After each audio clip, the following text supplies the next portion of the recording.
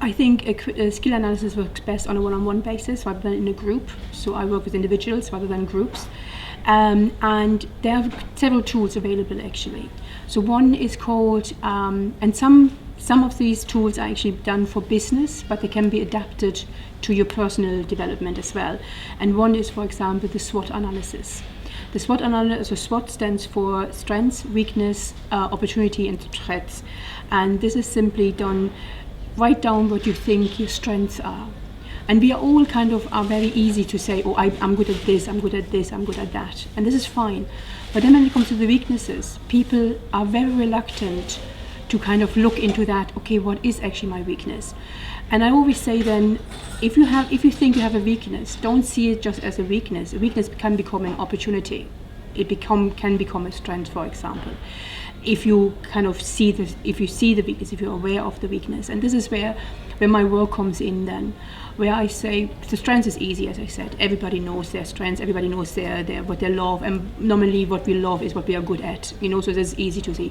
But then weaknesses, first of all, we never want to admit that we are weak at anything, So if somebody would ask me, and you get this question always in interviews when you go for employment, the question always comes, what is your weakness? What is your strength? What is your weakness?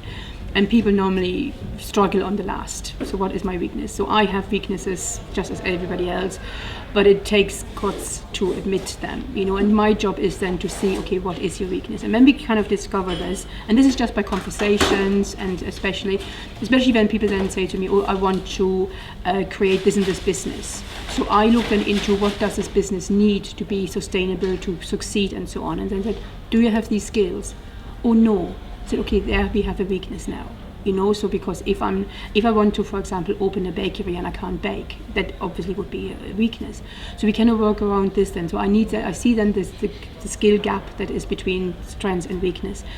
But as I said, we have then opportunities and threats. So there are 4 pillars to this analysis. And as I said, a weakness doesn't have to be a threat. It can become an opportunity. So for example, if I want to open a bakery, I can't bake, I can hire a very good baker. So I don't have to spend 3 years of becoming a baker. I can actually hire somebody and so on. So it's an opportunity, so and so on. And then, opportunities are also there. What do I bring to this business that is beyond the normal thing? So we have to look at, so for example, if anybody wanted to donuts is the market is gone. It was a big hype a couple of years ago, but now it's gone. So I would say this is actually a threat because the business isn't there. The reason that all these donut shops closed down is because they didn't make money. So how will you turn this into an opportunity? So we're working around this. And then people don't look at opportunities enough because they think their idea is great. And then they don't look beyond that. They don't look at the marketplace. They don't look at, have other similar businesses succeeded or have they failed? And then it's where the market research comes in. Why did they fail? So, and then I can see, okay, is this an opportunity to learn? So, okay, they made that mistake. Can I avoid that mistake? And can I make it a success? Just because similar businesses have failed doesn't mean that mine failed. But then we're also looking, so failed businesses can become a threat as well, because we need to look, if I do exactly the same, I'm in the danger of failing just as everybody else. So these 4 pillars of this analysis I normally suggest it to every startup to do this on the business model, but you can also do this on the personal development. So because we never really look into us. So when we look at the business idea, we look at the business, but not at us.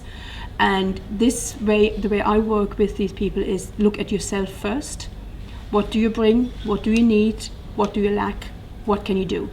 And when these 4 pillars are filled in, people can make a very clear decision to either, yes, I can do this, or say, okay, I have to adapt, I have to change something around, or simply decide, no, I go into employment instead. So this is a very, very good way of analyzing yourself to see, are you actually an entrepreneur or not? Doing a SWOT analysis for business and for yourself every 3 to 6 months is essential, simply to keep you focused, but also to see, as we said, a market changes. My business has changed. If I had stuck to what I did back then, the last 2 years, I wouldn't have made any living because I couldn't do any events. So, but because I became an educator in the process, I was able to make a living in the last 2 years pretty well even, you know. So from that point, if I had just stuck to my original idea, I wouldn't be sitting here today. You know, so from that point, I have readjusted my business plan every couple of months. And if you don't do this, it's the same thing. If I had just had the one product that I could offer, the one service that I offered, I wouldn't have sustained my business. No, it's now 8 years. I'm still in business, so it's a good place to be honest.